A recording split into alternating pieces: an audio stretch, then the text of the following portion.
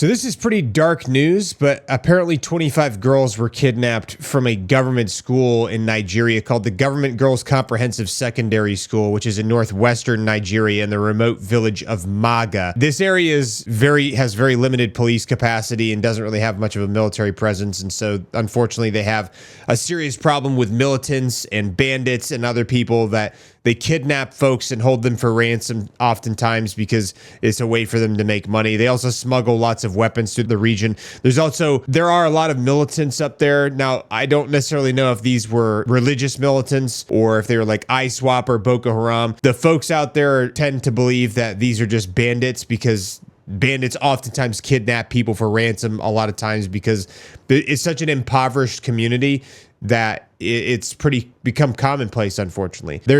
The governor apparently of this region has issued out a reward of 6,000 or equivalent to 6,000 US dollars, though I don't know if that's going to work or not. Typically what happens is when these kidnappings occur, the kidnappers try to start making phone calls around 24 to 48 hours afterwards demanding ransom. Unfortunately, this is just going to drive down the likelihood that people are going to be willing to send their kids to school because as it is, 50% and less of women in the country even get an education because why would you send your daughter off to a school if they're just going to get kidnapped?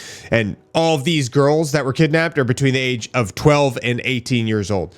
So, this is another example of a real problem in Nigeria, which has been happening for a long time. This is very similar to the 2014 Chibok kidnappings where Boko Haram kidnapped 276 girls, which sparked some pretty massive global outrage. Now, I don't know if this is Boko Haram that did this, but they were obviously militants. They killed the vice principal. They shot another security personnel individual, and they escaped within 20 to 30 minutes, which means that they obviously conducted reconnaissance and were organized and had prepared for this. I don't know. If I see any more information about it, as of the 18th of November, 2025, there has been no further information about it and no calls from the militants who conducted the kidnapping. But, when I see some more about it, I'll let you know.